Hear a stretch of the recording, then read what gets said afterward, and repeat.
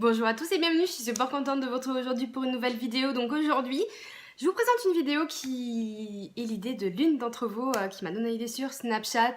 Donc merci beaucoup si tu passes par là, je te fais de gros bisous, c'était vraiment chercher des idées de vidéos et ça c'était vraiment une bonne idée. Donc aujourd'hui je vais vous parler de mes pinceaux préférés, voilà, que ce soit yeux, visage, etc.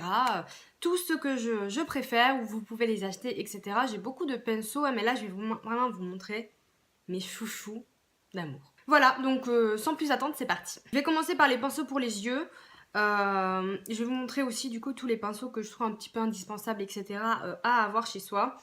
Le premier, ben évidemment, c'est le pinceau plat, hein, le basique. Donc moi j'ai celui de chez Zoeva, c'est le 232. De toute façon je vous mettrai toutes les références dans l'article du blog avec des photos pour que vous puissiez tout retrouver. Donc c'est un pinceau plat assez classique, hein, mais il est assez large. Et moi je préfère les pinceaux plats qui sont un petit peu larges comme ça, qui permettent d'appliquer un peu la matière vraiment directement et de façon diffuse pour faire des halos, etc. qu'un pinceau trop petit.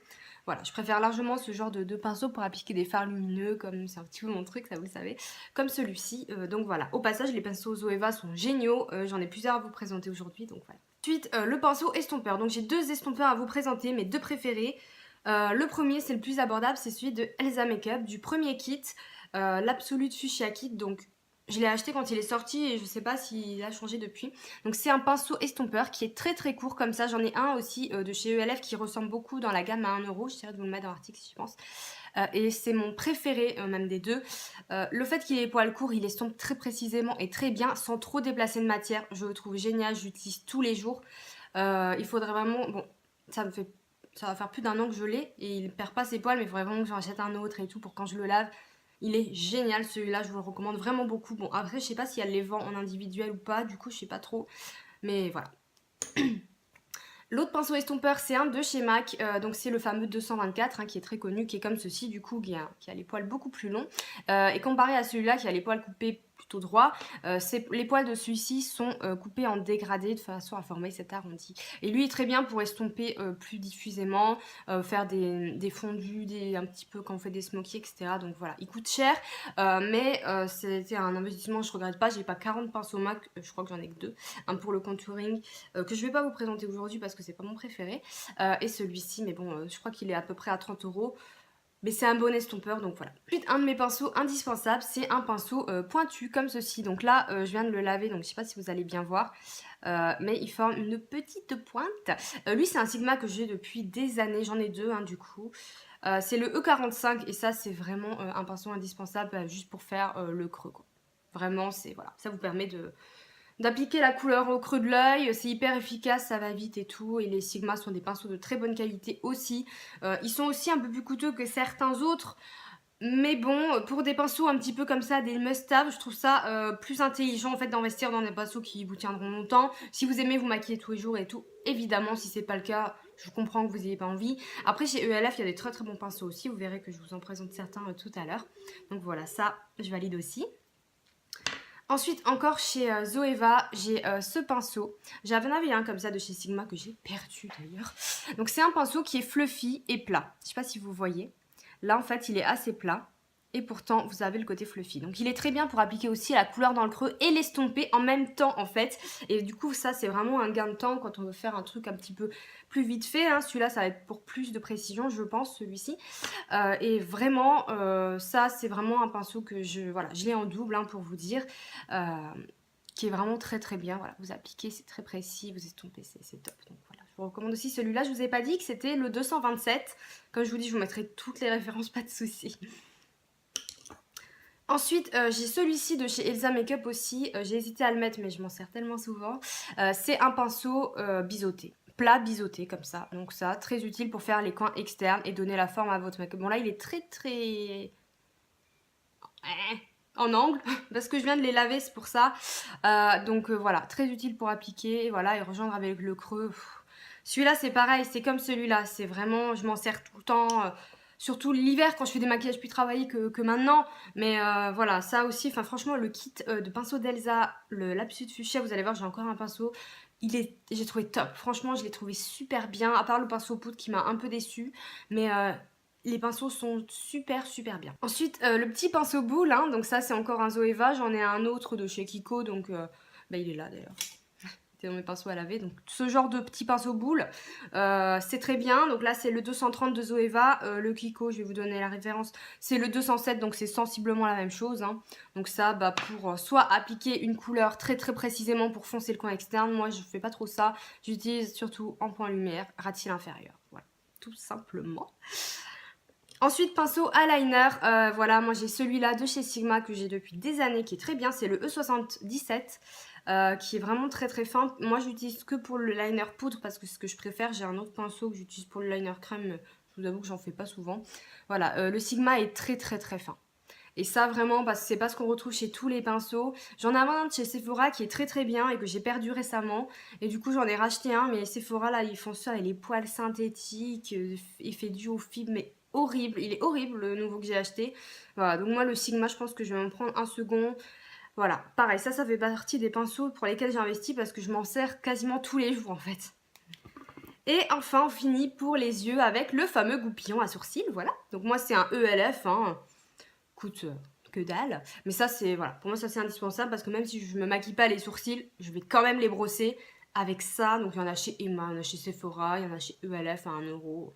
Ça peu importe la marque, honnêtement moi celui-là je l'ai racheté plusieurs fois, mais à chaque fois il me tient au moins une bonne année en le lavant et tout, donc voilà. On va passer au teint, donc là je vous présente grosso modo un pinceau pour chaque utilisation. On va commencer pour l'application du fond de teint. Je ne jure que par le Beauty Blender, voilà, tout simplement. J'ai arrêté d'utiliser des pinceaux fond de teint. J'en ai, alors des fois avec certains fonds de teint ça marche très bien, donc je les réutilise, mais je sais pas, voilà, je suis amoureuse de ça. Là je viens de le laver, hein, donc bon, il n'est pas totalement rose parce que ça fait un moment que je l'ai, mais donc il est gonflé et voilà quoi, pour appliquer le fond de teint, l'anti-cerne, tous les produits crème, c'est le Beauty Blender. Et le vrai Beauty Blender, je suis désolée, mais à part ceux de chez Sephora qui étaient pas mal, de Kiko, mais la réelle technique est pas mal, mais le vrai est mieux. Je suis désolée. Je suis vraiment désolée. Voilà, donc moi j'achète le vrai, je le rachète quand il y a à moins 20% et qu'il est fini. C'est pas non plus un investissement colossal, même si c'est cher pour ce que c'est, mais ça dure longtemps, donc voilà. Kabuki, donc mon préféré du monde, c'est celui de chez ELF qui est hyper connu, qui est très doux, qui coûte genre 6-7€ et qui tient très longtemps. Celui-là, ça fait partie des premiers pinceaux que j'ai utilisés pour me maquiller. Donc voilà, je vous recommande celui de chez ELF. Vous voyez, il est hyper fluffy, hyper bien pour poudrer ou estomper le contouring, le blush et tout, au top. Je vais aller un peu plus vite pour le teint pour pas que ça dure trop longtemps.